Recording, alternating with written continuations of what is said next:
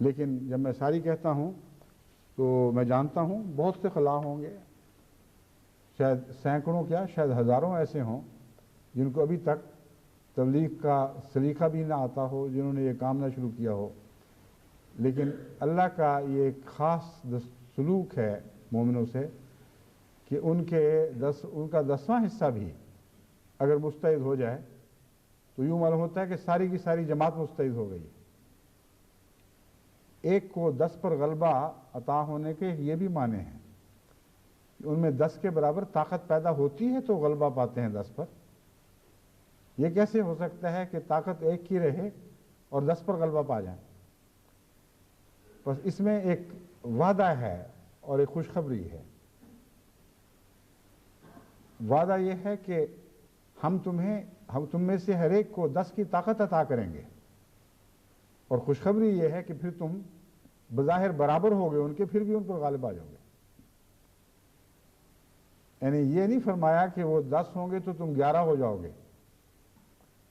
قرآن کریم یہ فرما رہا ہے کہ تمہارے ایک کے مقابل پر وہ 10 ہوں گے اور پھر بھی غلبہ عطا کرے گا۔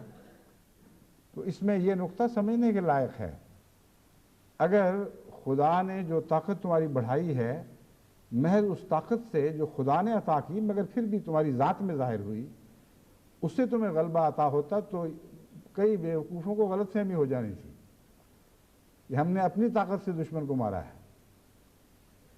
وہ کہہ سکتے تھے کہ سب طاقتیں اللہ کی طرف سے آتی ہیں مگر ہمارے جسم سے یہ معجزہ ظاہر ہوا ہے۔ اللہ نے برابر کر کے چھوڑ دیا ہے اور پھر خوشخبری دی ہے کہ ہم پھر تمہیں غالب کریں گے، اور غلبہ بھی اس شان سے عطا کرتا رہا ہے کہ عقل دنگ ہو جاتی ہے، ورنہ تو برابر کی چوٹ تھی، اتنا عظیم الشان غلبہ کیسے عطا ہوا؟ وہ فضل ہے جو ان وعدوں کے ساتھ لگا رہتا ہے۔ جتنا اللہ تعالیٰ وعدہ فرماتا ہے اسے پورا کرتے وقت ہمیشہ بڑھا چڑھا کر دیتا ہے۔ بس اس پہلو سے جب میں کہتا ہوں کہ یوں لگتا ہے کہ ساری جماعت جرمنی نے اپنے آپ کو اس میدان میں جھونک دیا ہے، تو اتنا تو مجھے اندازہ ہے کہ 10ویں حصے سے کم نہیں ہیں وہ لوگ جو اس وقت تبلیغ میں جوتے ہوئے ہیں۔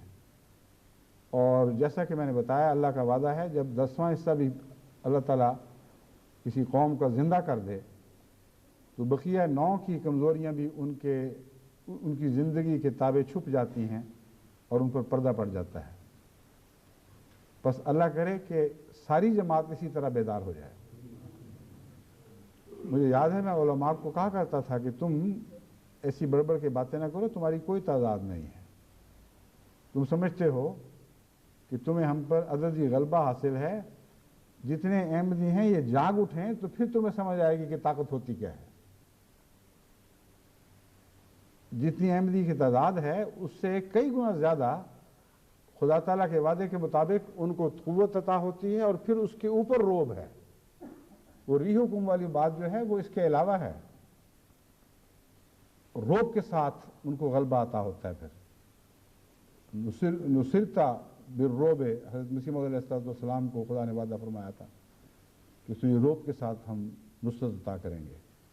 اور وہی ریح والی بات ہے کہ خدا کی طرف سے ان مومن کو اس سے زیادہ بڑا بنا کے دکھایا جاتا ہے جتنا وہ اصل میں نظر آنا چاہیے، اور جو اصل میں نظر آنا چاہیے وہ اس کی حقیقت سے 10 گنا زیادہ ہوتی ہے۔ تو یہ وہ مضمون ہے جو فتح کا مضمون ہے۔ اس حساب کے بغیر فتح ممکن ہی نہیں ہے۔ ہماری حیثیت کیا ہے، وہ کیا پیدی کا شوربہ کسی ملک میں بھی دیکھ لیں، ہماری ذاتی حیثیت ان سب باتوں کے باوجود کچھ بھی نہیں ہے، لیکن سامان اللہ کر رہا ہے۔ غیب سے خدا کے فرشتوں کی فوجیں اتر رہی ہیں، ہر کام میں برکت پڑ رہی ہے، ہر کام ہماری طاقت سے زیادہ ہو کر رونما ہو رہا ہے۔ بس اس دور سے فائدہ اٹھائیں۔ یہ دور روزمرہ قوموں کو عطا نہیں ہوا کرتے، جب خدا کی طرف سے آتے ہیں تو غیر معمولی انقلابات کی خوشخبریاں لے کر آتے ہیں، مگر ان کو عطا ہوتی ہیں جو ان ہواؤں کے رخ پر چلنا شروع کریں۔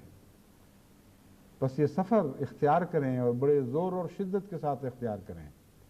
رمضان میں یہ ہوائیں تیز ہونے والی ہیں، ان تیز ہواؤں کے ساتھ بلند تر آواز سے ذکر الہی بلند کرتے چلے جائیں اور ذکر الہی کے ترانے گاتے ہوئے اس سفر میں آگے سے آگے بڑھتے چلے جائیں، اور یاد رکھیں کہ اللہ تعالیٰ نے اس دور میں احمدیت کے لیے بڑی عظیم الشان کامیابیاں مقدر کر رکھی۔